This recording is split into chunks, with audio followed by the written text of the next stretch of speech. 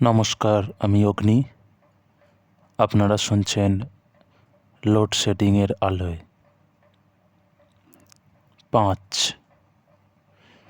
জলঠুংরি গ্রামে কিছু একটা বদলে যাচ্ছে। ব্যাপারটা বুঝতে পারছে নিরঞ্জন।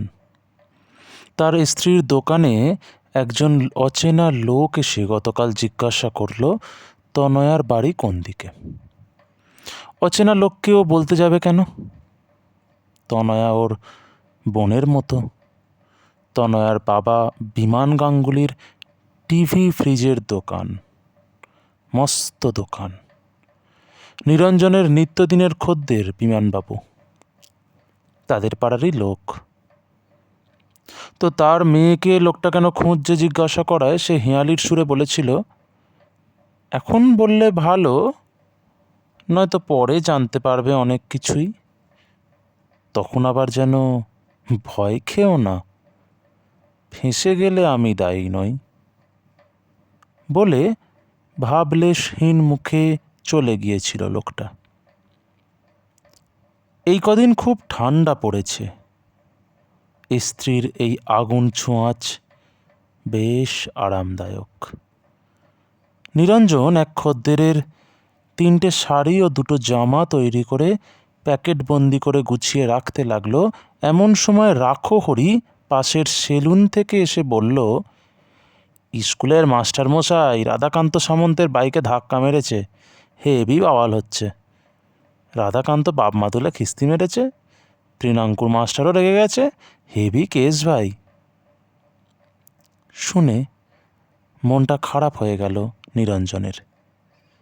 আজকাল আর মাস্টারদের কেউ সম্মান টম্মান করে না, যে যা পারে বলে দেয়। ওদের সময় সব তটস্থ হয়ে থাকতো কখন মার খাবে। জীবন বদলে যায়, সময় বদলে যায়, চরিত্ররা বদলে যায়। কেবল মানুষের লোভ, হিংসা, অহংকার এগুলো বদলায় না। এত সব ভাবতে ভাবতে নিজের কাজে মন দিল নিরঞ্জন। 6 বিদ্যুৎ স্ফুলিঙ্গের মতো চকিতে তনয়াকে নিচে এনে নিজের শরীর তার উপর ভেজা কাপড়ের মতো মেলে দিল বিতান। কানের লতি, ঘাড়, গলা এক উন্মত্ত আবেশে গলে যেতে লাগলো বিতানের ঠোঁটের ডগায়। তপ্ত 2 লৌহখণ্ডের পারস্পরিক ঘর্ষণে যেভাবে আগুন হয়ে ওঠে চারিপাশ, তেমনইভাবে গা পুড়ে যেতে লাগলো দুটি দেহের। মিলনের গতি ত্বরান্বিত করে বিতান বলল, বলো, তুমি একবার এদিকে তাকিয়ে এদিকে দেখে বলো যে তুমি আমার। বলো তুমি তুমি বিতানের। তনয়া উত্তর দিতে পারে না, কেবল মুখ দিয়ে বেরিয়ে আসে কামসিক্ত আওয়াজ। 2 শরীর খোদাই করা অপূর্ব ভাস্কর্যের ন্যায় মিলনে আবদ্ধ। বাইরে প্রবল ঠান্ডা, জানালার কাছে জল গড়িয়ে পড়ছে, কুয়াশা ঘিরে রেখেছে চারিপাশ। নিজেকে নিঃস্ব, রিক্ত, উজাড় করে তনয়ার কাছে মেলে ধরেছে বিতান। তনয়া তার, তার মানে তারই, ব্যাস। ওদের সঙ্গম ধীরে ধীরে চরম রেখায় পৌঁছায়।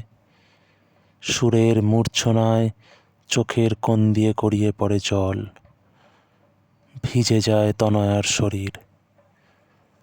2 ঘর্মাক্ত শরীর ততক্ষণে ক্লান্ত ও নিঃশেষিত। বিতানের ডান হাত নিজের বাম হাতে মিশিয়ে বুকের উপর রাখে তনয়া। ঈষৎ হাঁপ ওঠা গলায় বলে, আমি বলেছি তো ঠিক একটা ব্যবস্থা হয়ে যাবে।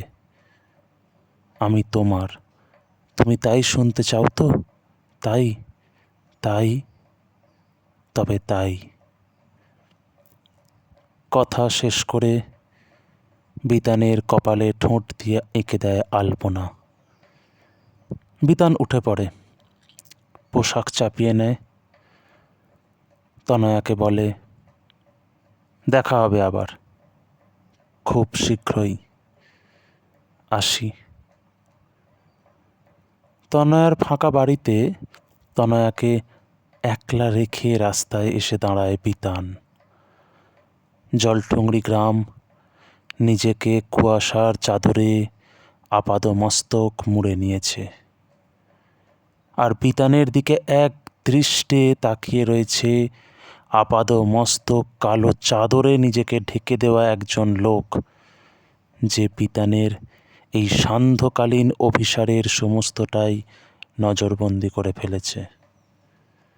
বিতান বাড়ি ফেরার পথ ধরল এবং লোকটা কুয়াশার গভীরে কোথায় যেন হারিয়ে গেল। 7. মরা দেখে দেখে মৃত্যু নিয়ে আজকাল আর কোনো তাপ উত্তাপ আসে না নরহরির। জলঠুংরির শ্মশানে মরা পোড়ানোর কাজ করছে তা আজ প্রায় 20 বছর। শত শত মরা, তাল তাল মাংস লাঠি দিয়ে দিয়ে গুঁজে দিয়েছে আগুনের অতল গহ্বরে। আগুন সব খেয়ে নেয়, কাউকে ছাড়ে না। নরহরি রাতেও এখানেই থাকে, বউ বাচ্চা নেই, বাপ মা নেই, পিছুটান ফক্কা। রাতে মদ গিলে পড়ে থাকে। কিন্তু গত 2 দিন ধরে যে ব্যাপারটা হচ্ছে তা কি স্রেফ নেশার ঘোর, না সত্যি ঘটছে কে জানে। কাল রাত তখন কটা তা নরহরি জানে না। হঠাৎ দেখে একটা লোক এসে শ্মশানের মরা পোড়ানোর চিতার কাছে ঝুঁকে কি যেন খুঁজছে। তারপর দ্বিতীয়টায় গেল। দুটোর একটায় প্রতি রাতেই নরহরি কাঠ সাজিয়ে রাখে আগে থেকে। কেন রাখে জানে না, কিন্তু খালি মনে হয় এই বুঝি মরা নিয়ে কেউ এলো মাঝরাতে। তো লোকটা সেই সাজানো কাঠের ভিতরে কী সব খুঁজল। নরহরির তখন নেশাতুর চোখ কিছুটা স্বাভাবিক হচ্ছিল। প্রতিদিনই ভোর রাতে তার নেশা টেশা মোটামুটি কেটে যায়। তো লোকটা কী জন্য এসেছে জানতে উঠে বাইরে যাবে ভাবছে, এমন সময় লোকটা ফেরার পথ ধরল। আকাশে তখন ফটফটে চাঁদের আলো। লোকটার গোটা গা চাদরে মোড়া। পরশুও ঠিক এমনই হয়েছিল। আজ নরহরি প্রস্তুত আছে, আসুক। মরা পোড়ানোর জায়গায় রোজ কি খোঁজে তা জানতেই হবে আজ। আজ এতটাই। লোডশেডিংয়ের আলোয়ের আরও এক নতুন পর্ব নিয়ে খুব দ্রুতই দেখা হবে আপনাদের সাথে। লোডশেডিংয়ের আলো কেমন লাগছে তা জানাতে কমেন্ট করতে ভুলবেন না। ধন্যবাদ।